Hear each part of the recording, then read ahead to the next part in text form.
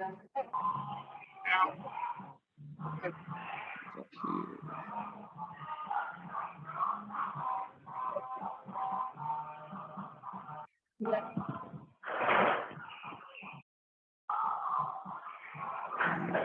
out of here. Oh. 1 second here. Okay, I'll call you back as soon as I finish this work.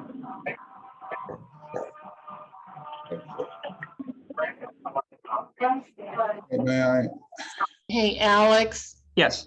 Oh, wait a minute. No, wait a minute. Maybe never mind. I answered my own question. Oh, you got it? Okay. Yeah. All right, we will get started here. Make sure nothing's blocking the way. Okay. So thank you all for coming. It's great to have you all here. I'm glad that technology is actually on our side today. My name is Alex Weidenhammer. I'm the Associate Director for Work-Based Learning. Joining us also is Levon Nelson, Senior Director for Workforce, and then also Jason Golden, the Associate Director for Grants Management. The main thing that we're going to go over here today is a lot of basics that were supplied to you in the NOFO, kind of an overview of the grant, and then also a lot of the finer details when it comes to fiscal reporting and then also programmatic reporting. Let me get some stuff out of my screen here. So for today's agenda, once again, just kind of a welcome. We're all happy to see you here. We're really excited for the FY23 grant and all the possibilities it's going to bring. One thing that we would like for each of you to do is to be sure to sign in with your name, your organization, and then also your email address into the chat. We want to make sure that we're keeping track of who's attending these meetings, and then also making sure we can update our records. Aside from the welcome and introductions, we're also going to be reviewing over the PowerPoint. Like I said, a lot of this information was supplied to you in the initial IBT NOFO that was released, but we're going to be giving a little bit more specific information alongside that. I know that since yesterday was our originally planned meeting, some people couldn't be here today, maybe some people who are in organizations that you're with. So what we're going to do is make sure that today's PowerPoint and then also a recording of today's meeting will be made available upon your request. Just be sure to send any requests that you have to either I or Levon, and we'll get the recording to you. We'll also be looking at next steps, where you're at in the grant process, and then moving forward, working towards finalizing your executed grant agreement. And then at the very end, we're going to have a Q&A section. So if you have any questions during the meeting, feel free to type those in the chat. If we can get to those, we will. But then at the end, like I said, there will be a designated time for us to answer those questions. So continuing from there, let's kind of go over the main overview, the overall funding. So the ICCB was appropriated from the general revenue funding over $9 million this coming year for the IBT grant. Of all the applications that applied, 55 were funded. So hopefully everyone's here representing themselves here today. Let me get some stuff out of my screen here. Moving on from that, we're going to look at just the purpose of the grant. A lot of you are already pretty familiar if you've read through the NOFO, and as you're writing your applications for the IBT grant, I'm sure that you're very aware of what the goal is, but it's nice to keep ourselves centered and where we're going, right? So the main thing that we're doing is creating and supporting programs that are improving student transitions to and through post-secondary education. One thing that's important too is that these programs are scaled around equity and diversity among those who are being served. We're trying to reach as many types of populations that we can with this grant, right? And these are all populations that I'm sure working in a community college or a community-based organization, you're very aware of and you've worked with quite a bit. So for the actual target population, there are two subsections from that. The main thing is that they have to be 16 years of age or older, but from that, it's also adults who are not enrolled in high school, and then also youth who are in school preparing to enter post-secondary education or training programs. So for the adults not enrolled in high school, they have to have limited academic or basic skills. They're underemployed or even unemployed. And this program is meant to help them enter and succeed in credit-bearing post-secondary education, right? We know that in workforce development, the one thing that we're trying to do is make sure that we're leading the participants and students towards high skill, high wage, and in-demand occupations. And then for the second set, youth who are in school. Let me get this little X out of the way. Serving in-school youth is an allowable activity, but only if the services to this population prepares them to enter into, once again, into post-secondary education or training directly following graduation. So that's very important, that connection between the in-school youth, right, and then also the training or post-secondary education. So real quick, we're going to go over, I'm not going to state everything verbatim, right? But I want to make sure that we're kind of touching base on what are the main objectives that we cover with the IBT grant. What are our main goals? What are we really looking to achieve with all this funding? So objective number 1. Hello? I forgot to say this in the beginning. If you're not speaking, could you go ahead and mute your microphone? That works too. Thank you. Okay, so the main thing is that we're looking at 4 different objectives, right? Objective number 1 being tied to adult education and then integrated education and training programming. I'm not going to read every single thing, but once again, you'll note that a lot of the IBT goals do coincide with adult education programs, but the one thing to note is that they are 2 completely separate pools of funding. Objective number 2 is the seamless transitions for college and career pathways. So this is the objective that's geared towards that in-school youth, really. So it's implementing programs that provide seamless transitions from high school to college or between post-secondary institutions. There's a lot of examples here in the middle. So if you want to go ahead and take a quicker look at those, that's all fine and dandy. But here at the end is really the main thing we got to focus on. So specifically, applicants should consider programs that provide seamless transitions for students, including out-of-school youth into and through college, and then once again, prepare them for high skill, high wage, and in-demand careers. And then moving on to objective 3 is wraparound support services. So this is any type of service that is going to help students transitioning from adult education or remedial coursework to credit-bearing and occupational programs, right? This can be basic needs such as housing, transportation, childcare, career pathway navigation, tutoring. This is a very broad, expansive sort of objective, as you know. So a lot of creativity is kind of needed for that, right? And then also objective number 4 is seamless transitions for students with disabilities. So this creates comprehensive programming for individuals with disabilities that provides vocational, psychological counseling, transitional and educational services, and then also job placement activities as well. To note, these programs may include transitions from high school to college, as well as directly from college to employment. So it's kind of important to notice that there's that distinction there. And then moving forward, I'm going to hand it on over to Jason Golden for some grant accountability. Alex, can you mute all and then just unmute me, please? Oh, I think I can hear you. Right. Yeah, Jason, I can hear you.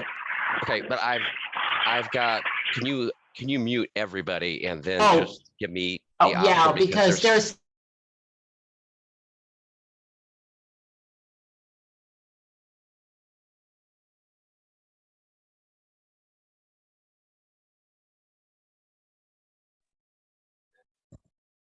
Okay, are we all good now? I believe so. Yeah. I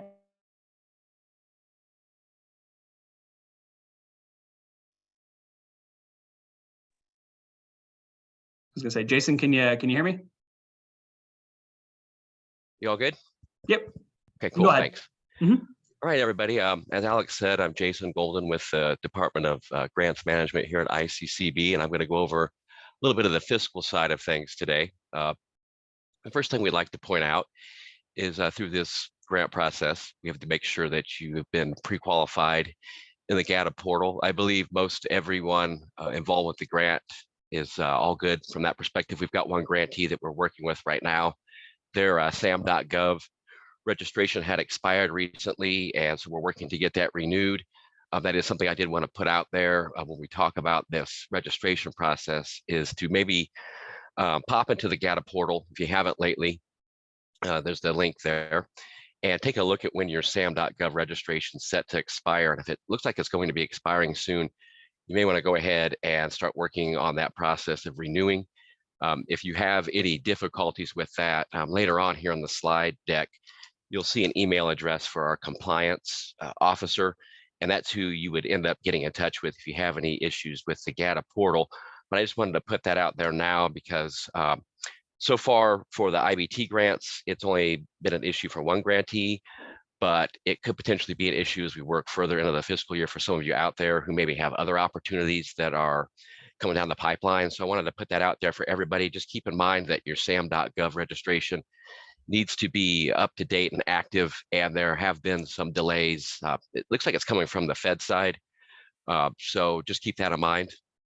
And so as we look through the slide here, besides talking about the SAM.gov registration, the other main thing that we look for during this pre-qualification process is that you've got a unique entity identifier. That number has basically replaced the DUNS number that you used to provide.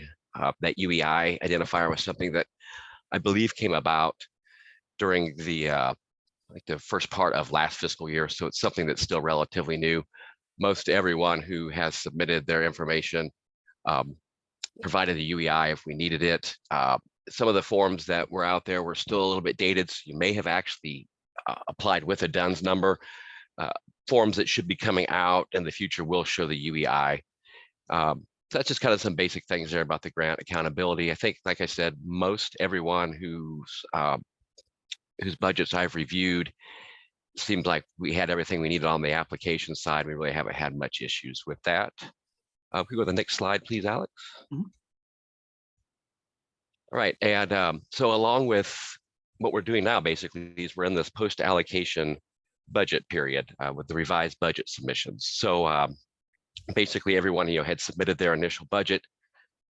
Levon and Alex, their group did their review from the program side, then I did the review at the fiscal side, and then we pretty much offered up feedback for most everyone who required it.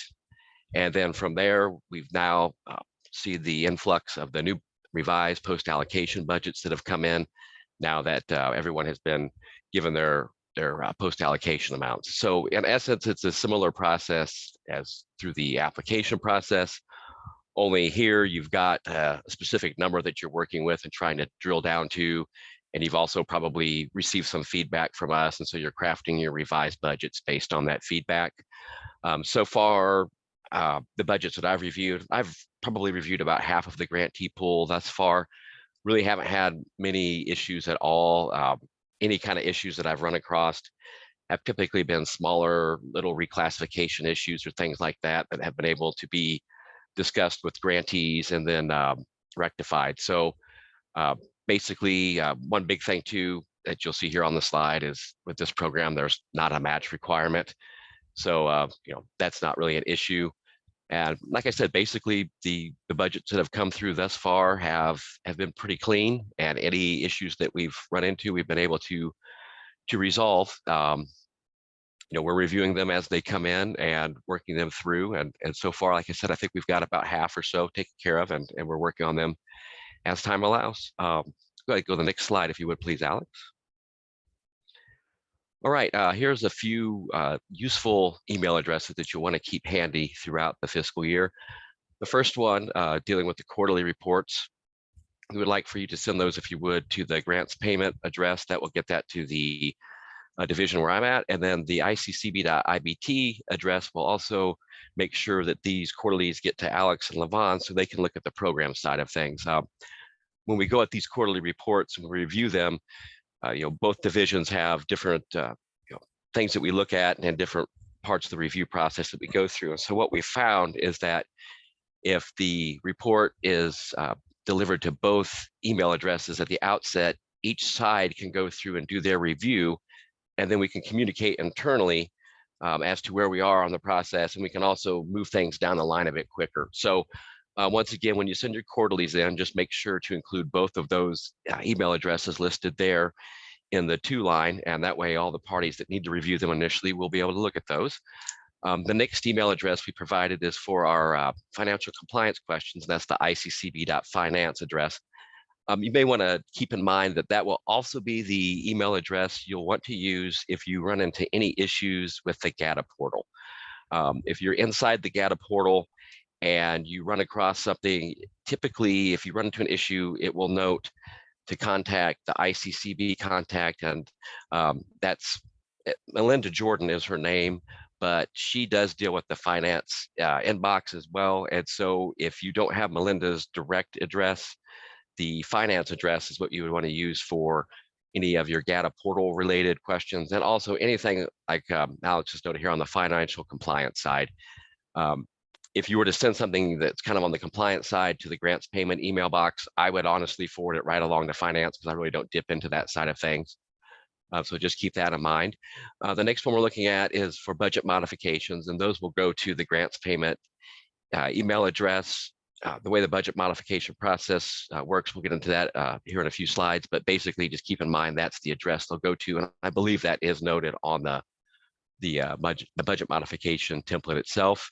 And then the last point there is with this being state funded, there was no payment requests. You know, we just basically pay this upfront, and that's basically done through the execution process. And basically the way that works is whenever I receive the signed agreement back from the grantee, I then present it to our executive director for counter signature. Once I receive the countersigned copy back, noting that we've had it fully executed, I then go ahead and notify our fiscal department to initiate the payment process per the terms of the agreement. And the agreement basically will direct them to go ahead and basically issue the entirety of the funds upon execution of the agreement. So as the agreements are kind of moving back and forth, just kind of keep that in mind. Once you've sent in your signed copy to us, it will be a few weeks after that before the payment will be issued, more than anything, just because of how long it takes for the comptroller's office to move things down the pipeline once we notify them of it. So I think that's good on that slide, Alex. Go to the next one, please. Okay, so I kind of crossed over into this a little bit, but basically looking at some of the next steps in the process, depending on where you are in this process. If you have submitted your post-allocation budget and we've had a chance to review it, assuming that all things were good in that budget, you've probably received a copy of the approved budget along with a note to go into the GATA portal and to accept the NOSA, the Notice of State Award that's been generated for you. Once you accept the NOSA in the GATA system, we're notified. And then at that point, I'll go ahead and send out the draft agreement for you to be reviewed and signed. If you notice anything in that agreement that needs to be corrected, please reach out. I've had a couple instances where I made a mistake on an address, and I also had a typo on a contact name. So please, please take a look at those when you receive them. And as you receive them, if you notice anything that's incorrect, please return that. The grant agreements will go to the named contact and the secondary contact that we gathered initially. I believe Alex Levon worked on identifying the main and secondary primary type contacts for the program. And then based on that information, that's what I used to insert into the agreements. So some agreements have went out and have already come back and been fully executed. We do have some budgets that still need to be reviewed by the program and myself. And so once both sides have had a chance to review those emails will start to go out with the approved budget, attached to it, and then the note to sign the NOSA and things of that nature. So if you haven't received an agreement yet, but you've submitted a budget recently, there's a chance that we haven't had a chance to review that budget yet. The last week or two of December was with the holidays and things like that, and so office closures and holidays, we weren't able to get as many as we would like to have. So that's basically kind of the steps involved there. So all of you should be probably at the point where you've either submitted a post-allocation budget or you are in the midst of submitting that to us. And just depending on where we are in the review process is kind of determine whether you've received that agreement or not. I think we're good on that one, Alex. Okay. All right. This is an important slide here. Got some important dates to keep in mind. The first checkpoint is January 1, 23 through December 31 of 2023. That's the grant term for this year's IBT grant. We were hoping to have most, if not all, of the agreements out to everyone prior to that January 1 start date, but then we ran into some timeliness issues with the holidays, and we also had to do some work with the 22 program to extend it out. And so that kind of ate into a little bit of our time that we could put to the 23. So we're a little bit behind our intended schedule, but keep in mind, we're doing our best to get these to you as quickly as possible, and we will be getting these out, as we can, as we review things. So we're getting there. If you don't have one yet, just hold tight. We'll be getting it to you soon. There's a reminder here too about the email addresses to use for those reports. Once again, it's the grants payment and then the IBT addresses. Just make sure to include both of those when you send the reports in.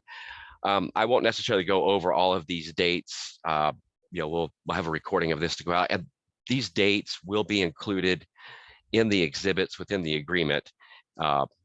Talking about when the quarterly dates are due and what timelines they cover, and then the performance and the financial reports. So when you get your agreement, just kind of nose around there in the exhibits. I don't recall exactly which one it is offhand, but it's towards the tail end of the agreement, and it'll have a list in there of all of these reports, and it'll give you the reminders and things of that nature. And also, if you do not have a copy of a quarterly reporting template, those are typically available through the website, or you can reach out to us at the grants payment inbox, and we'll get those templates out to you. And I think that's all we've got on that slide. Okay. All right, and speaking of the quarterly reports, this is the copy of a 22 quarterly reporting form. The 23 basically looks similar. Top part basically just has your general info in there. Complete as much of it as possible. There'll be some areas that'll be pre-populated and completed. Obviously, you can zip past those. You don't have to necessarily include everything up there, but the main things would be to please give us your grantee name, like to have the fee number on there, and definitely give us the reporting period, what quarter you've got. We need those things at a minimum. Obviously, we'd prefer to have as much of it completed at the top, but as long as you list your name, make sure we've got the proper identifier number and then the proper reporting period up top, we can work off of that. And then basically, as you can see here, you're just going to plug in your quarterly expenses for the dates that correspond to the quarter. You can electronically sign at the bottom. A lot of times, if you just want to type your name there by the name of authorized grantee representative, there's that blank below it between there and where it says email. If you just type your name in there, that's typically fine. Sometimes people like to print them off, hand sign them, scan them back in and print it. That's fine. We just basically need a name of whoever it was that is signing off on the report. It doesn't have to be a wet signature, but we do need identifier name on there. Basically, when we receive these, I go through, I match them up to your budget and match them up to any budget mods you may have submitted throughout the quarter or whatnot. But basically, I'm just looking at what we budgeted and what you said you expended and do the numbers match up. And if I notice anything that seems to be a little bit off, I'll usually reach out and just ask for clarification. These are pretty much formulated out when you start getting to the balances and things of that nature. So you're really just plugging in data for the quarterlies, and then the rest of it's going to complete itself. The other big thing with the quarterly report, if you notice there in the middle, it's got that grantee certification section in there. Please make sure when you send them in that that's visible. Sometimes whenever these are saved from a Excel file into a PDF, sometimes the formatting will get kind of weird, and that certification will get lopped off because of the way the print preview works and things of that nature. So if that certification is not on there, we've been instructed to ask for that. So just kind of keep that in mind. I think we're good there, Alex. Okay. And then this is the programmatic side. And this is probably, I think this is where you and Levon are going to pick up, because I don't get into this side of that. So I'm going to mute myself. Yeah, go ahead. Levon, do you want to go ahead and explain? Yeah. Can you hear me? Yeah. Okay. All right. So after yesterday, we're just double, triple checking everything as we go through. So I did want to let you know, we do need to go in, as you'll see, we've used an FY22, but we are going to send you an updated FY23 template to use. And one thing that I want to reemphasize that Jason mentioned about cumulative, you need to use the same report the whole time. When you go and try to make your own report with this, or you do a different report each time, then it's not cumulative. The whole idea is that you just, there are tabs for each quarter. So you need to take the report that you use in the first quarter and keep that, and then just go to the next tab. Don't send in a new report or anything like that, or you're just doing more work you're creating more work for yourself. That's what we were trying to do with this, was to cut down on the work. So one thing is the form itself really hasn't changed. We just need to, send you out the new one. If you have milestones and goals you want to point out, please highlight them. They always come in handy when we have to tell a story or something like that. Or we need information from you. Challenges and barriers, that is critical. And then here is your performance measures deliverables. Okay, so we're going to talk about this a little bit. We had asked everyone to send in what we called our performance measures chart. It was a separate document, and because it was new, we did not count it as a part of the point system in the grant review. So you didn't lose any points or gain any on that. But we did realize when we went in to do that, I really hadn't included enough instruction around that. So we're going to hit that a little bit. But what I want to point out is that what you're going to do is, when we come to that form in just a few more slides, you're going to take the information on that form and you're just going to plug it. You can even copy and paste it right here into performance measures deliverables. And then you're good to go, for your quarters. And then you'll plug in your numbers each quarter. So you're not going to have to do that and then do another one for this. But I'll explain when we come to that in just a second. So remember, these are deliverables and performance measures. So what we're getting at here, these are not your activities. These are actual things that you are planning on, delivering, quote, delivering through the grant, or performance measures, the number of students, how many students are going to complete classes, how many training sessions you're going to do, how many staff you're going to put through professional development, whatever those are, then they would go here. Now, use some, balance in this. Every little thing that you do, we're not asking you to put into performance measures, but your overall measures and deliverables should go in here. That's why we asked for that chart, so we could see what they were. You want to go to the next slide, Alex? Sure. Thanks. Okay, so here is the performance measures chart itself. All right.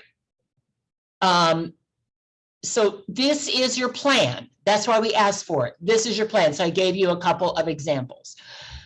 30 students will complete by the end of the year, by the end of the grant. So in quarter one, you're going to do 5. Quarter 2, you're going to do 5 more, and you're going to do 10. I'm sorry. Then you're going to do 10 in quarter 2, quarter 3, 5, and 10 in quarter 4. So you come up with 30. This was what should be on the performance measure chart itself. This is the plan. That's what we wanted to see in one chart, because here is the problem, the beauty and the problem with this particular grant. You all have your own flexibility to set your own performance measures and deliverables. This is not a grant where everyone has the same measures. So trying to find, we have 55 grants this year, trying to find all of your measures and deliverables from your narratives, even though, you may have put them in there we were trying to find an easier way that we could capture them for everybody, for you and for us. And so this was how we came up with it. So what you would do then, for example, if these were your two, let's just say you had these two deliverables, 30 students are going to complete, and that sentence doesn't even make sense. Throughout the year, it was supposed to say, throughout the year, 4 classes will be conducted, 1 per quarter. Okay, that would be your plan. But back over on your quarterly report, you would list these. Could you go back to the page before? Okay. So then you'd list 30 will complete, and 4 classes will be conducted throughout the year.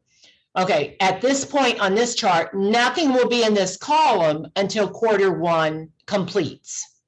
And then at quarter 1, you're going to say, oh, well, we planned for 5, but we had 10. So you'd reflect that there. Oh, we were going to do 4 classes, but we realized that we're going to need to do 2. We don't have enough students, so we're going to do 2 in quarter 2. So you're going to put 0 here for quarter 1 because you didn't have any. You're working against your plan. So just remember that you're working against that for performance measures. You're working against that performance plan. So you want to go back to that now, Alex. And so, just go ahead and put these in here and how you plan to break them out. Now, keep in mind, plans change, but this is a plan. This is where you think things are going to fall. And Alex, do you think maybe we need to open up maybe at this point for any questions around this? Yeah, I think so. I think if anybody Okay. has any questions, we can go on just like a few moments just to answer anything that might happen to pop up. Okay, yeah, Taylor has something. If your targeted performance measures have changed based on your post-allocation budget, yes. So thank you, Taylor, and I didn't pay her in advance. Yes, we're going to ask you, once you have your narrative and your budget approved, to go back in and submit. I think we're looking at around the 1st of February. If yours isn't done by then, if your grant agreement isn't done by then don't, we'll work with you. But go back in and change, reflect in your performance measure plan, this particular chart, reflect in this your correct measures for the year, and then send those back into us, and then just put those into your quarterly report for the first quarter. Does that make sense? So we've got a planned chart that will be easy for everybody, you and us, to see what your measures are. And then you will use your quarterly report to report out against that. And so I think then there was another question. What do the numbers mean in the boxes? Okay, so good question. I think that was Tyler. Okay, Tyler. So you say 30 students in your plan, 30 students are going to complete in the year. In quarter 1, you had 5 that completed. In quarter 2, you had 10. Quarter 3, go back to the other page, would you? So that's your plan. And then over here, what you're going to show is, you're going to say in the performance measure deliverable in this column, you're going to say 30 students will complete throughout the year. Quarter 1, you're going to report out on exactly how many completed. So maybe you had 10, maybe you had 5, maybe you had 3. This is where you report the actual. So think of this as your actual, and then the other is your plan. And then the next quarter, you add in what you did on quarter 2, and it will be cumulative and will show you your total number. Isn't that correct, Alex? Yeah. Yeah. Okay, I wanted to make sure on that. Okay, so go back to the performance chart. And then someone else asked a question about when are these due? Yeah, these will be due we'd like you to have these, if you already have your narrative and your budget approved, go ahead and update your performance measures chart and work on getting it back to us by February 1st. I know that sounds whoa, but you know what? That's just a little over 2 weeks away. I mean, we're just moving fast. So if you need more time, reach out to Alex, and you know, if you need help, call us. One thing I want to point out, on the quarterly report, on the actual and on the plan page, and really we should say planned performance measures on this chart. I think that would have helped a lot. I mean, it says it in the template itself, but not at the top. Mhm. So that's just, you know, something I just thought of. But anyway, you cannot use percentages in the quarter columns. You really shouldn't use percentages at all. You should use numbers. So if it's 85%, figure out what that is. And so 30 students will complete. Okay, well, you may have 50 that are going through the program. So the percentage of that, you could say 30 students out of 50, you know, or you might want to say in advance, you know, one of your measures might be 50 students will be enrolled in the program. That's a measure. 30 students will complete the program. So we know that's of 50, you know, but don't use, particularly in quarter 1, 2, 3, and 4, do not use verbiage or do not use percentages, decimal points, or anything like that. Anything on that one, Alex? Well, I think that we're kind of touching on the next slide, kind of the. Yeah, we are. I realize that. That's okay. Yeah, I mean, so, right. And these are just reminders. So the performance measure chart are planned measures. Use them in your quarterly report, no verbiage. And, oh, I said February 21st. Sorry. I thought it was a little bit later in the month there. Yeah, I apologize. February 21st. Get everything into us by then. Then you'll have it all in, but you know, so, and then we'll just save this with all of our, with your file that we have for each of you. And then we'll be, you know, we can review against your plan. Any other questions on this? You don't have to put them in the chat. I think can they talk now? I believe they can. Can you talk? You know what? I'm sorry. Let's see. Yeah, I don't think I think everybody should be able to unmute themselves. Yeah.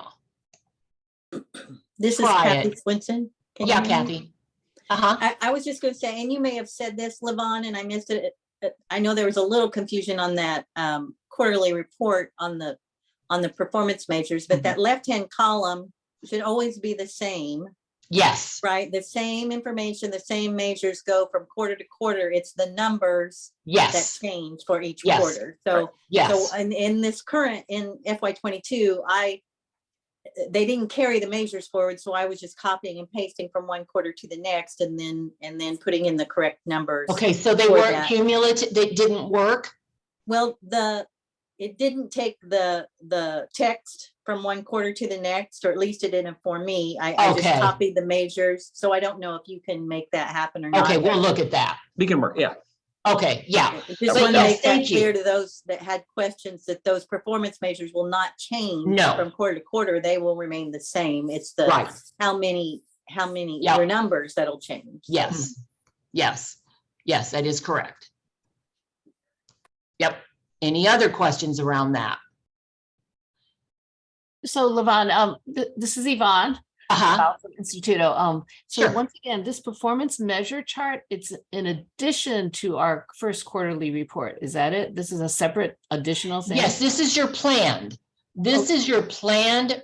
These are your planned performance measures for the year. So we have them all, and you have one because, you know, as I was saying, with 55 grantees, and you all have different performance measures.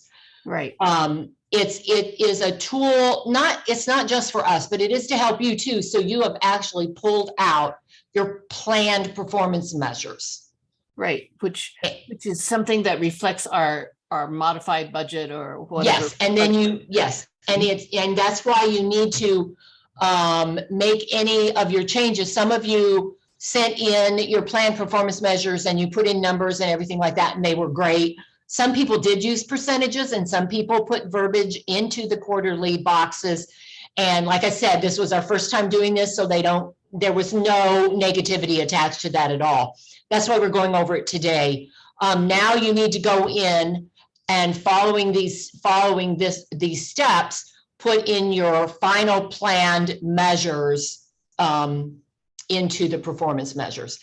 And, once again, we're looking for like total students to be served, total that are going to complete particular programs, total that are going to go into particular kinds of training, staff that are going to be trained, courses that you're going to offer, how many courses are you going to offer? Those are measures and deliverables.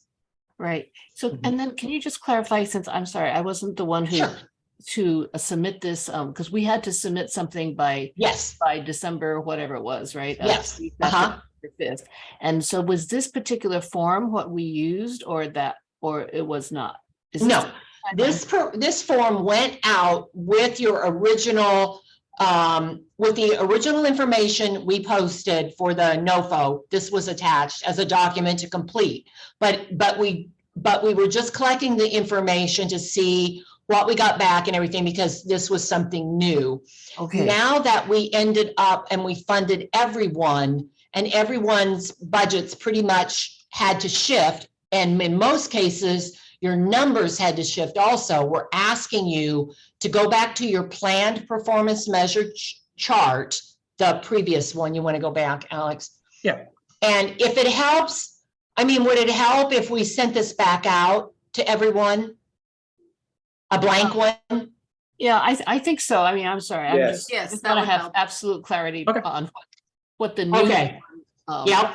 Okay. And then make this based on your final budget, your final narrative, and we'll send out this chart, and then we'll add plans to the top of it, and then that'll be due back to us February 21st. And if anybody has any questions or issues as you're working through this, we did have a lot of when we reviewed those, I did look at them, although we didn't, count them. I didn't really focus on them in the grant review itself because we weren't counting them. But when I did look at them, I did notice that quite a few people were confusing activities with deliverables and measures. So, if you have any questions about that, let us know, and we'll be glad to talk with you. Just give one of us a call. Great. Thank you so much, Lavana. Yeah, Sure. I think if you could send it out to everyone, Yep. that would be Sure. so helpful. Okay. Great. Thank you. Anybody else? We want to make sure we get on this part. One, I don't want to go on and on, but we do want to be able to tell your story in a positive way, and you want to be able to tell your story. So with all of the diversity that there is within these various programs that you're carrying out, I really do think this will help us all. So let me see if we have any more questions. Okay, we're going to send a new copy of the chart. Okay, anybody else? The deadline is February 21st. That is correct, to get this planned performance back to us. Okay. You want to go on, Alex? I can't remember whether I'm still going or it's back to, yeah. So then we already have our operational meetings set up. Once again, we will be doing some peer meetings. People like those where you got together, broke out around your objectives. We're going to do that again. And this is a requirement of receiving the funding. Now, do all of you from an entity have to attend? So if there are 5 of you, no, you don't, but we do need appropriate representation from your entity. Someone who understands and can take the information back and it can share it. And if all 5 of you can attend, that's fine too. But what I'm saying is when we say grantees must attend, we are talking about the representation from the entity itself. Whether that's 1 or 5 or, you know. Okay. Oh, I see someone's in the. Alex, did you see that somebody was getting Yeah, on I late? admitted them. Did you- Okay, all right, thank you. Mhm. Okay, and so then let's see what.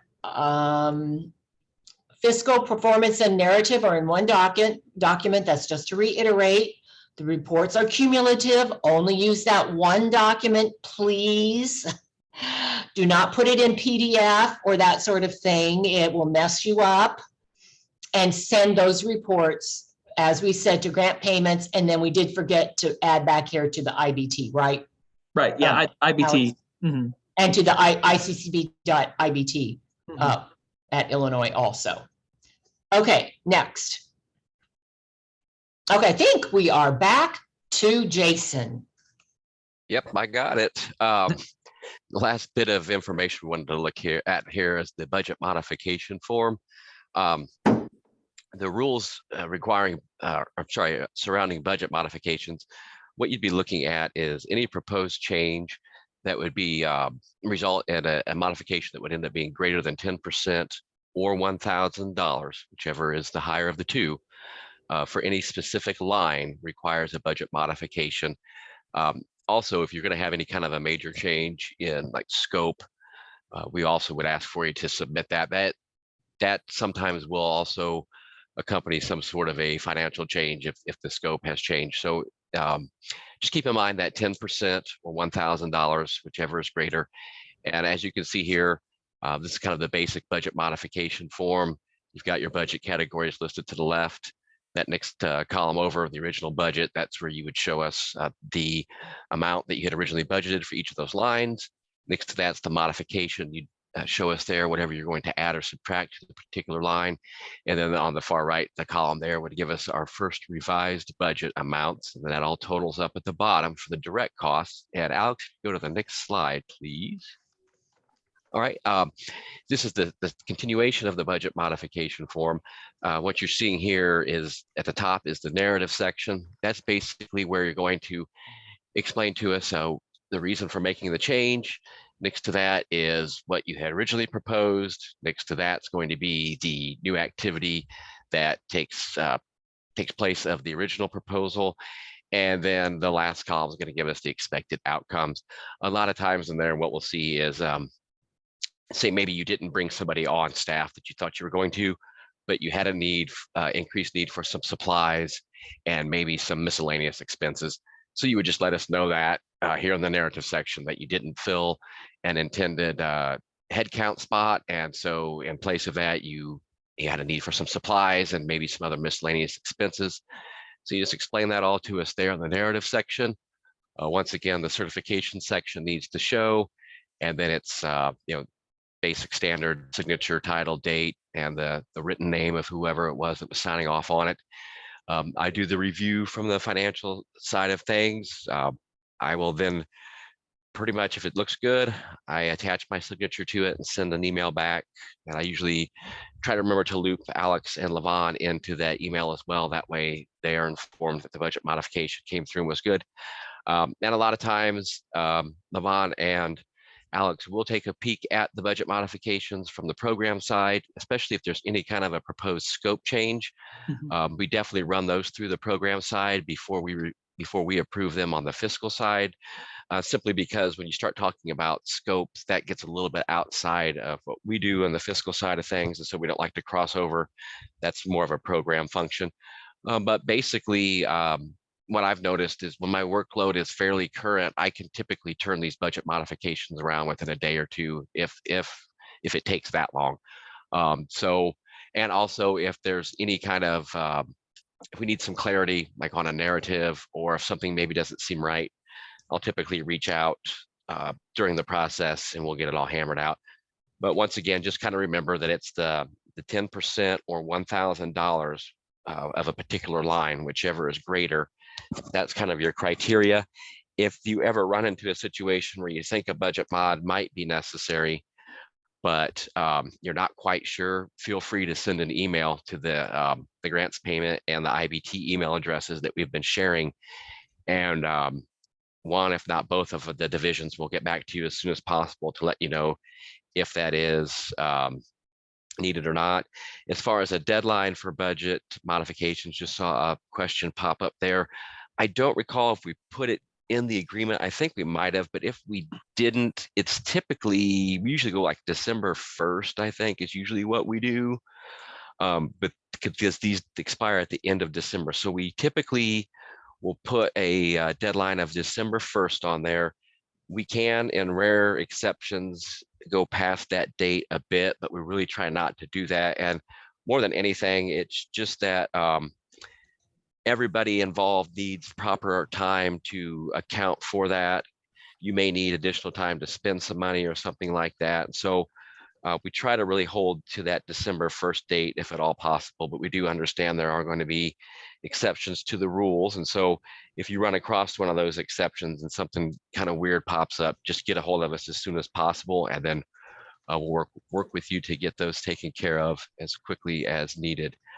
Other than that, I don't think there's anything else really on budget modifications to be wary of. One other thing, I mean, and this can happen sometimes, when you're doing the budget mod, sometimes if you aren't careful in how you show an addition or a subtraction, sometimes it may not do what you're wanting it to do. And I've had a budget mod come in one time where the grantee was trying to subtract, but it was actually adding to a line.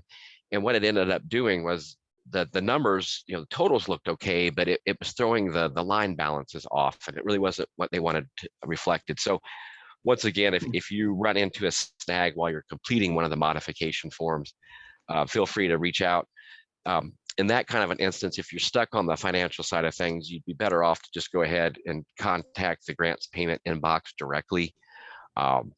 It'd be either me, or if I'm not there that day, or if somebody like one of the other associate directors, sometimes they do help out with these modifications and things. So if you send it to that grants payment email address, we'll be able to get you taken care of. And I think that's it for my slides as well. I think that was my last one. Okay. Okay, and to kind of wrap up, because I know that I'm going to be wary of everybody's time. This is just going to be some important information, that's things that we've touched on throughout the presentation. The first thing to know is that what defines in-school youth, going back to those target populations we talked about at the very beginning. So in-school youth is an allowable activity only if the services, as we stated earlier, to this population prepares them to enter into post-secondary education and then training following graduation. Once again, there is the target population that we are working with the IBT grant, 16 years of age or older, and then also adults not enrolled in high school, and then once again, in school youth age. Touching back on the future budget modifications, make sure you use the budget template, but remember, as Jason stated just a few minutes ago, any budget modification with a line item change of more than 10% or $1,000, whichever is greater, requires ICCB's approval. So make sure, do not initiate the new budget until somebody has reached out back from you. And there's also the email that you'll want to send any of your budget modifications to. And then the last thing, kind of touching on, Levon mentioned the operational meetings. Today technically counts as one. We're going to be meeting once per quarter to give you guys an opportunity to discuss issues and ask questions. What we've been doing is allotting a period of those operational meetings for breakout sessions. So those who are working in objectives, either 1 through 4, you meet up with other grantees who are also working on the same objective, right? And that kind of gives you a space for you to, once again, share what is going well for your program, and then also maybe kind of troubleshoot some issues that you're seeing. And a lot of times we see that if there's usually an issue with one grantee, this might be something that, it's not just affecting them, it's affecting others. So we can work together on that, right? Mm-hmm. So once again, I find that's very constructive to have everybody working together in that collective space, right? So kind of keep that in mind for those operational meetings. They'll function a lot like the meeting today, but we'll also have that separate section as well. Just some very last few things. Once again, there's no match requirement for the grant. So on the actual budget form, you will just leave that blank. The future quarter budget and performance reports are cumulative. Once again, I'm going to look into making sure if we can get the actual the far left section of those performance measure charts, if we can get that to populate over between tabs. So we'll get that worked out as soon as possible. More information on reporting will be presented at future operational meetings to ensure information is understood. So once again, we've covered quite a bit today, right? There's just a ton of information. So if you feel like you need to ask additional questions after our meeting concludes, feel free to reach out to one of the three of us and we'll be able to answer those questions for you as soon as possible. And then we have a Q&A section. Before that, I just want to make sure that we cover the actual contacts. There at the top is Levon's email. There's mine, and there's also Jason's. For financial compliance questions, once again, as Jason stated, iccb.finance@illinois.gov. And then for grant inquiries and reports, iccb.grantpayments@illinois.gov. And then also the iccb.ibt@illinois.gov email. I thought that I had put that in there multiple times, but I'll be sure to share that email in the chat here as we conclude our meeting here today. So we have a few minutes for questions and answers. So I'm going to stop sharing here. And then we'll go back down here to the chat. So does anybody have any questions, concerns? And you can feel free to speak out. You can unmute yourself, or if you want to type in the chat and we can go ahead and do it that way, whatever works for you.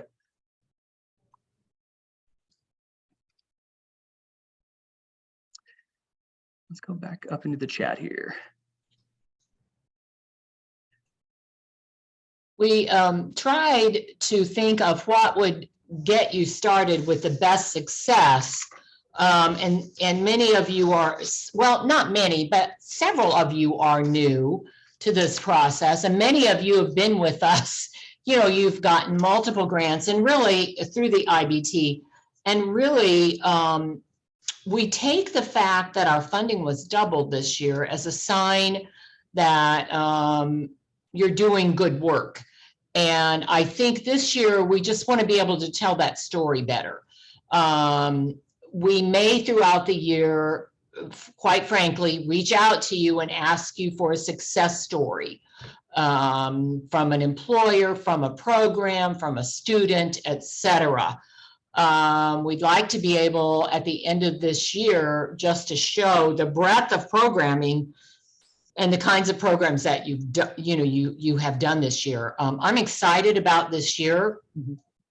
There's some I think there's going to be some great work that's going to take place. So I don't want to cut anyone off. Anyone have any questions? Will quarterly performance and fiscal reports need to be submitted all in one email? Yes, yes, yes, because they're in one document and you only use the one document and you put in each quarters and then it populates across. So yes, please use once you send us your first quarter, continue to use that document, that physical document, right. Not just the template, go to another template. Use that document where you plugged in quarter one. Because when you do quarter two, you go back to the same document and you enter quarter two. So yes, it must come all in one email. Please don't split them up. That defeats the whole purpose of having it in one document. This is Kathy Swinson.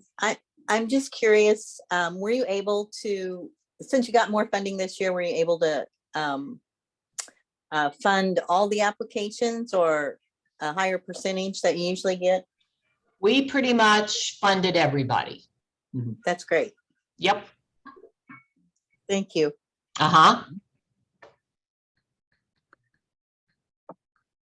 Okay, we got a message from Ken here. With other grants, sometimes by quarter two, we have the opportunity to apply for extra funds. Would we be able to apply for extra funds for the IBT grant? Well, we pretty much put everything out. This is not a grant where we leave money sitting on the table. So the money that we have has been put out. If we see that, what we did this year was we did allow some extensions for FY22 to allow people to spend their money rather than redistribute the funds. That's pretty much how we've handled that. We've given the individuals, because every year we put all the money out. We don't hold on to money. So at this point, no, there will not be extra funds at this point. So even by Q2, there probably won't be.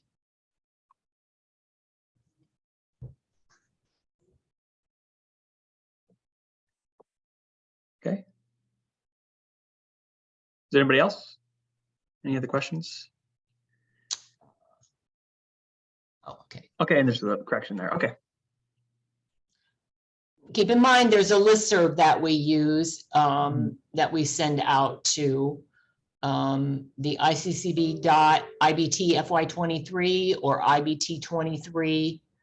And that's how we send out to most of you when we're sending out a mass email. And then just to let everybody know, I know this question's come up multiple times, but today's recording and then also the PowerPoint will be made available. I can go ahead either if you want to do that upon request, or I could just go ahead and probably just send it to everybody. Just make sure you have that. If you want to share that with anybody who might have not happened to be here today, feel free to do that.